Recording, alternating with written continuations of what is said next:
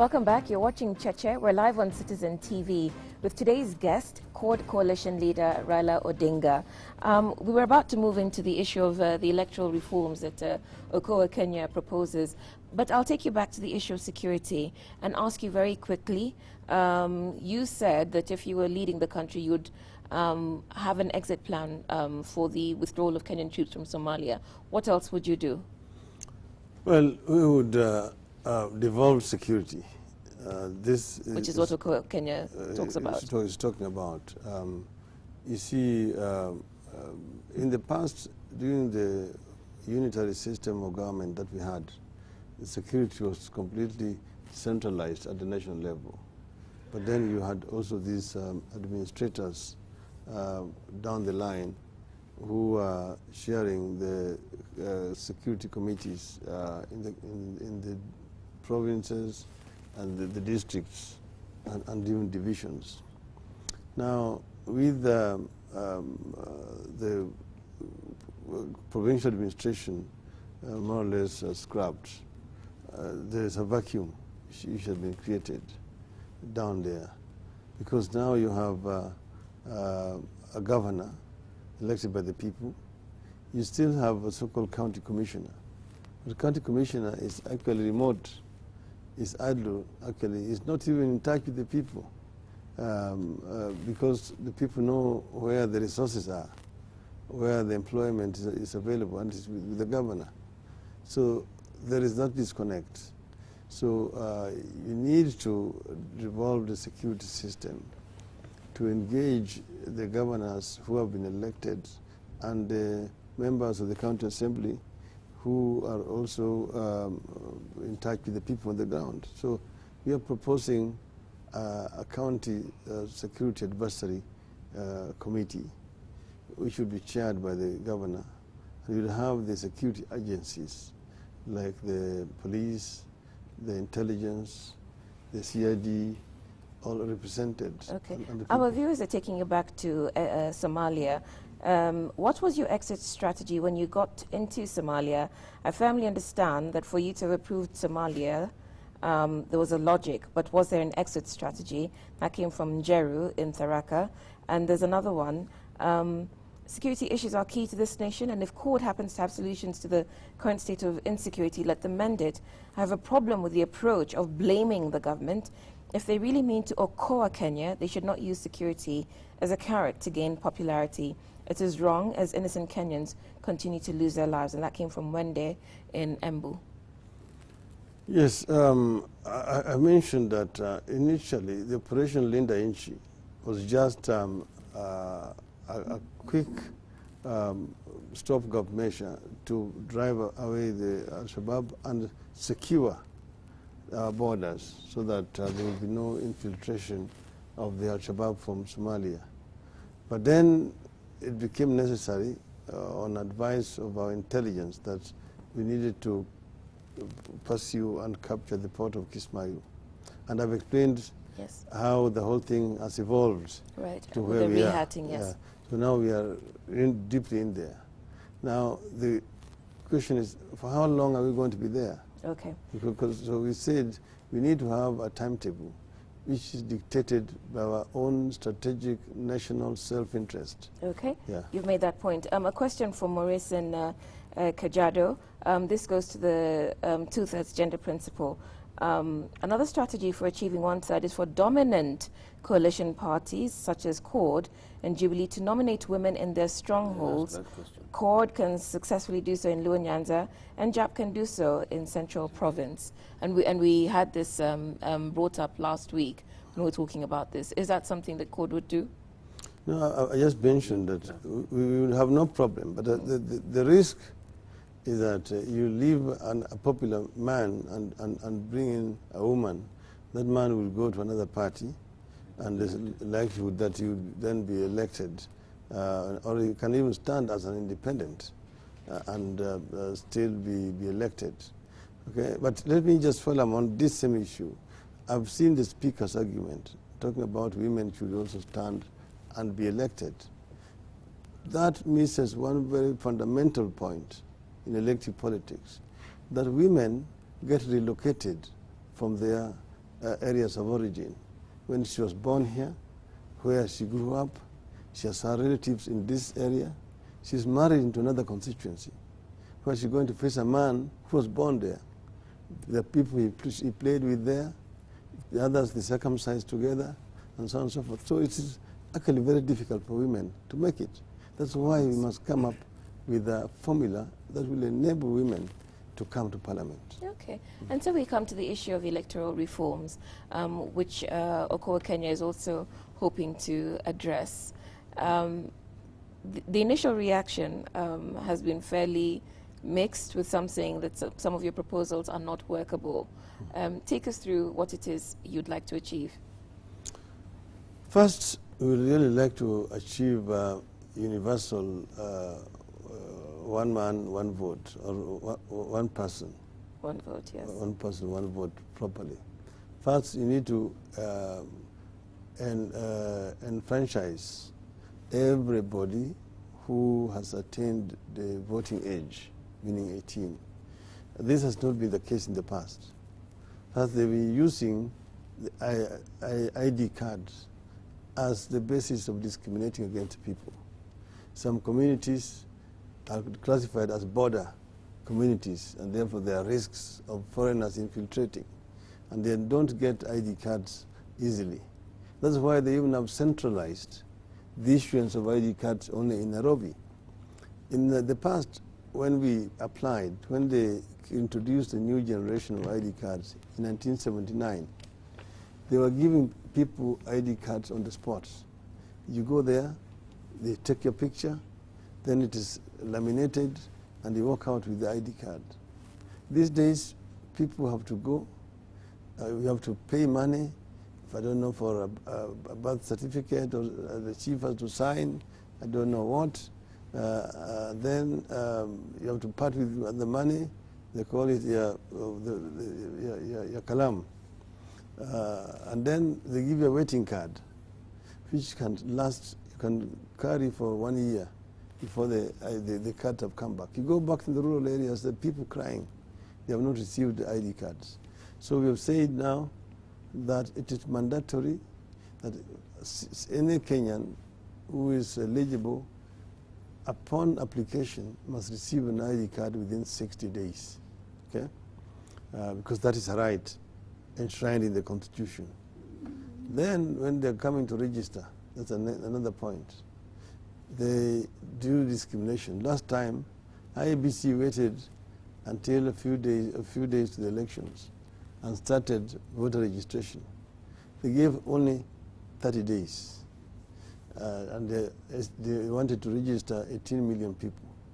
They ended up registering only 14 out of the 22 eligible at that time. So there are therefore 8 million people who did not register as voters. We are now saying that they must register a certain percentage of people in every region, because you find when they introduced BVR kits, in some areas they had a BVR kit per every polling station, read every stream. In the other areas, one BVR kit for every 4 polling stations. Today it is here, tomorrow it is there, the other day is there.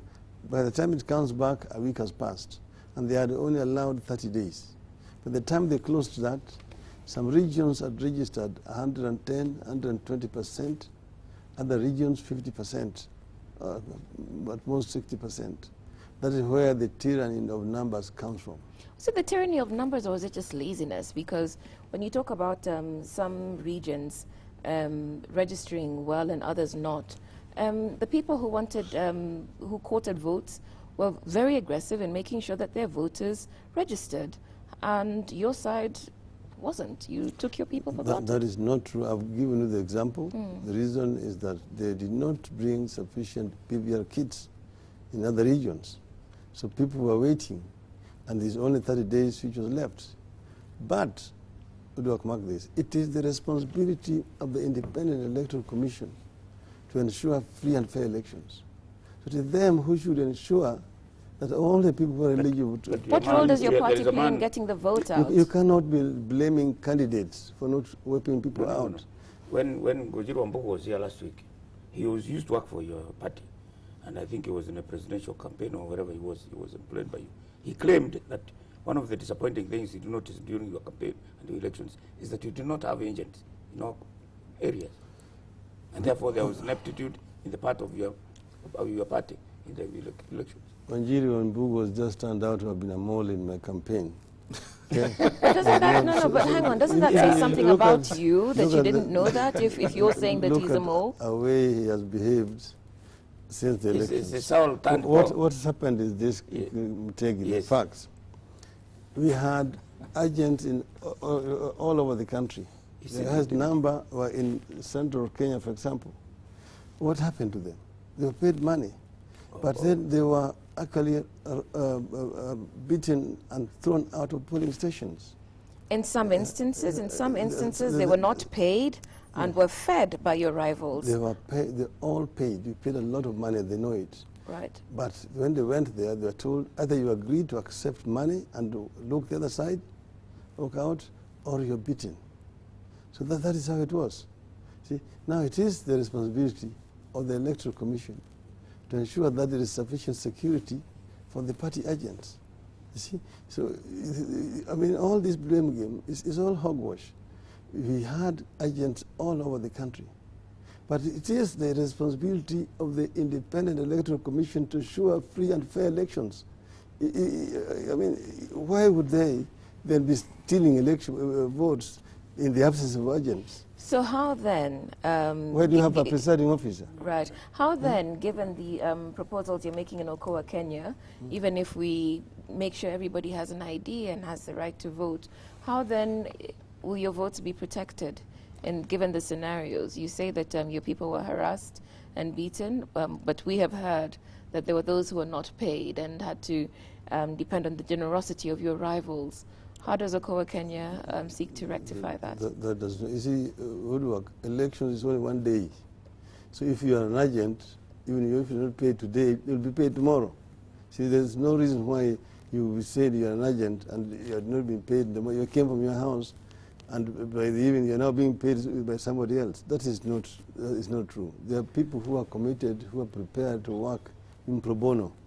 So it's not true that we didn't have agents. But even if we didn't have agents, assuming, it is still the responsibility of the Electoral Commission to ensure that the votes are protected. That's why you have got a presiding officer. That's why you have got clerks there. So that's why you have got a returning officer.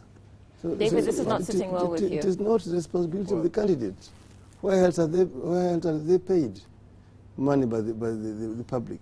David? Well, I just wanted to look at the future of that Okoa, Kenya initiative.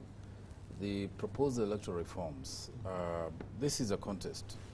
Of course, Jubilee has not been receptive to your proposals, including reorganizing the Electoral Commission. If it happens, this is a gamble, that the proposals are not accepted, the bill doesn't go through, what happens to the elections, next elections?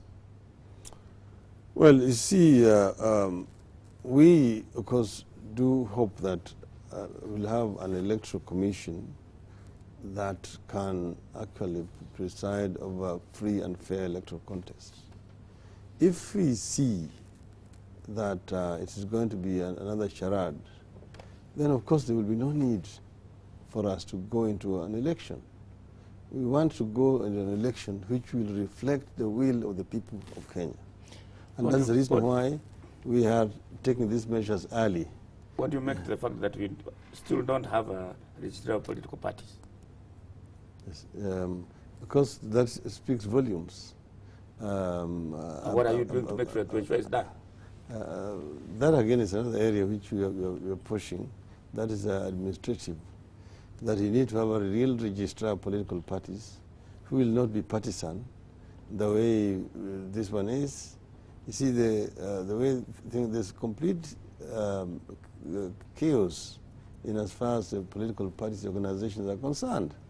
See, there's a provision that parties which do not meet certain threshold in an election are deregistered. Yeah. You see, Nobody is talking about that. If you go to an election, and the party does not win even an MCA,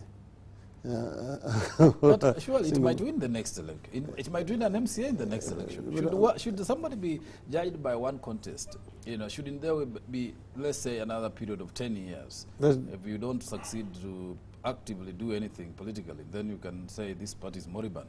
That is, what the law says. And unless you're going to interpret the law the way you want to sympathize. We reform it. We review it, yes. You see, all over the world these days, you see the political parties actually coalesce and become bigger. You see, in the United States, there's other smaller parties, but basically you see the Republicans and the Democrats. You go to the Britain, UK, the Labour and Tories, you see even the Liberals have now taken a leak. In Germany, this is SPD and CDU, and so on and so forth. So proliferation of political parties is basically something at the infancy of a multi-party democracy, like it so happened in Eastern Europe. Yeah. But as the society evolves, political parties coalesce around certain ideologies. We're on borrowed time, David. I mean, just around that electoral, because that's a major contest and it's going to be until the elections. And you say that, look, we expect to have an independent electoral commission to preside over that election. But there are those who argue with the proposal contained in the bill, in the Okoa Kenya bill, of going back, so to speak, to have an electoral body whose commissioners are appointed or nominees of political parties. How does that guarantee an independent electoral commission? I thought we are moving forward to parties having a stake in that body, so that the body is totally independent of any political interests. Is that retrogressive? It has been proved all over the world that there's nobody resident in the country who is neutral. Even if you take a cardinal or a bishop and give him a vote, and he goes into the ballot box there, he'll vote for somebody. In other words, everybody is partisan in the society. So in other countries, I have just come from monitoring elections in Mozambique and Botswana. What they've done there in Mozambique is that they have an electoral commission, and political parties propose the members proportionate to their numbers, Renamo and Frelimo. And then you have got the civil society, which proposes also two. And the member from the civil society becomes the chair of the commission and the deputy. And even in the polling stations, the agents are actually proposed by, not agents, the clerks are from the political parties in the same proportion. So there will be 3 from Frelimo, 2 from Renamo, and 2 from civil society, so that they counter-check each other. That is how it is. And that is how it is in Mexico as well. The political parties propose members of the Electoral Commission. And but you are citing young and growing democracies somehow, not the more established solid democracies. Is that the trend or the practice? Especially because if you put interest there, and with these differences, each party will bring its differences, that the disagreements might be more intense, given our record. What happens is it's an institution. The bureaucracy there is the one which is neutral, professional, the one who do the job. Like in Lesotho, they have only a 3-member commission. See, the chairman and 2 members.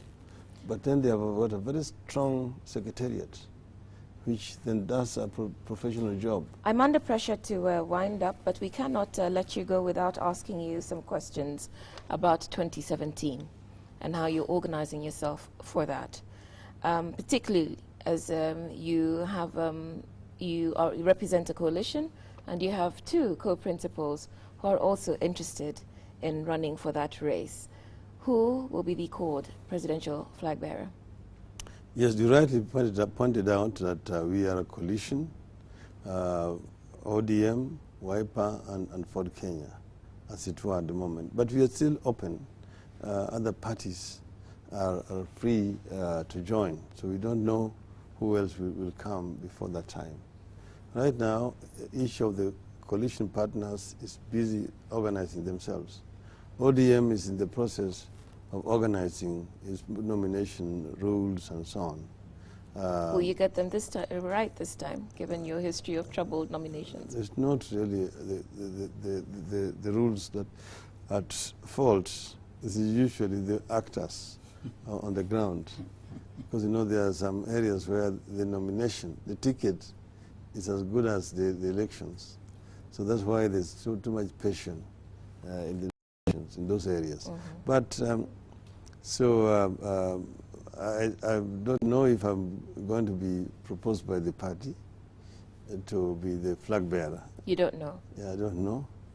In the event that I'm proposed, of course, I will offer myself from ODM, and then we will then now meet with my partners at the court level, and there again we will agree on who will be the flag bearer. So I cannot come. Any prospects of joint nominations or merger of CORD, taking the good example of Jubilee Alliance? Jep. We are no students of Jubilee. Jubilee will follow us. We will make our decisions based on our own interests at that time. Yes. So if your co-principals are listening to this, they can count on your support if it turns out that either Kalonzo Musyoka or Moses Wetangula is selected as the CORD presidential flag bearer. Or that there will be no splitting of the coalition. Certainly not. So we can expect that CORD will exist in 27 and post-2017. Certainly. Right. Certainly CORD will exist. I think CORD will be even stronger because I still think that other groups may join it. You are very critical about the Electoral Commission and the way they conduct elections, yet your own party has been unable to do elections at the top. What do you mean I've been unable to do elections at the top? The other day you nominated people. The selection process. We did not select. We went before the National Governing Council, and the National Governing Council is the one that did the elections. So it is not selection. But tell me, when did TNA do an election? When did the URP do an election? TNA had an election actually before they started attracting other interest. What they did was they just registered the party, announced the party is registered, put up the interim officials, and they are interim to date. The same thing with the URP. That's what is being challenged now. Because the URP is supposedly sacking people or expelling people, but they themselves are still interim. No delegate conference has been held. It's only ODM which holds regular meetings and ensures that its organs are functioning in the country. So we are an open party. We are a large party. We're the largest political party in the country. And if you go to Mandera, you'll find our branch there. If you go to Lamu, you'll find us there. If you go to Busia, Bungoma, ask Makali, he knows. Sir, I'll take you back to presidential flag bearer because you turned 70 this year, yes, if I'm not mistaken, and so you'll be 72 in 2017. You started contesting the presidency in 1997, so you have been chasing after this elusive prize for 20 years come 2017. Do you still think that you have what it takes to be president of Kenya? You see, you need to look at somebody in terms of his physical presence, the mental ability to lead a country. You see, do I look that old in your view? I think you have decided you are not going to have gray hair. I'm at my prime age. I think I'm like physically very fit. And capable of running or leading a country. I think that I have what it takes. Maybe I started too early, but the last 2 times Kenyans know what has happened to me. See, I've just been denied by circumstances that you all know. So what reason why I'm here is I want to make sure that injustice does not reign forever. Injustice does not reign. You started 20 years ago. Kenya is quite a youthful population. There are people who feel that you're out of touch. Perhaps that's why we have the website. We've been seeing you communicating with younger voters, hosting younger voters through your rao.co.ke website. Okay, we're back. We had a brief moment of darkness. But the question was, you've been running for 20 years. For as long as some people are old, how do you connect with the younger voters, the bulk of whom from the majority of the population in Kenya? Some were born the first time when we Yes. Our society is dynamic. The society keeps on changing. So anybody who does not change with the times will be changed by the times. So that's the reason why there are people who are younger. Even my children are now grown-up people. And I understand, appreciate their concerns, their interests, and so on. So as the society evolves, I also evolve and adapt to change circumstances. Now, the website is basically a platform that I've created to be able to interact with the younger generation. Over boxing matches? Whatever it is, and what they like, also over music and so on. So I cannot be meeting everybody physically. You see, not everybody is available in the political rallies that we attend, or at the funerals, or in the other areas where I go to train and so on. So this is a wide platform, the social media, which has been created by technology, which we want to make use of, to reach out to this young generation. That means actually that I'm modern and that I'm adapting to change circumstances. How do you respond to the fact that we haven't seen a credible opposition showing us what alternative leadership to the Jubilee government would look like, and so therefore you really don't have a shot at the presidency? It's not, I don't know if what CORD has been presenting is not alternative. I don't know what alternative leadership is all about. You look at the UK, they've just gone through an election. And I've been there throughout the period when the government was on, the Cameroon's government, and also during the campaigns. I don't think that there's anything that we are doing here different from what they were doing in the UK or in the US. In between elections, the opposition has just a role to keep the government on check, to look at the weaknesses of the government and highlight them. And this, I think, we've been doing very effectively, whether it is the issue of ethnic exclusion, the issues of corruption, the issues of security, the issues of the cost of living in the country, the issues of electoral reforms and constitutional reforms. I think these are the issues which an opposition is supposed to do and say, if it was us, we'd do it differently. So I think we have offered a very credible platform for an opposition and as an alternative government or government in waiting. Okay, so I'll thank you for that. And I'll thank our panelists as well, because we're out of time. There's a panic in the studio because we're running out of time. And so I'll thank you, Mr. Odinga, for your time on Cheche this morning. We thank you very much for making the effort. You must have swam across Nairobi to get to us, given the rain and the mayhem that's caused. I'll thank our panelists as well, Mutegi Njau and David Makali.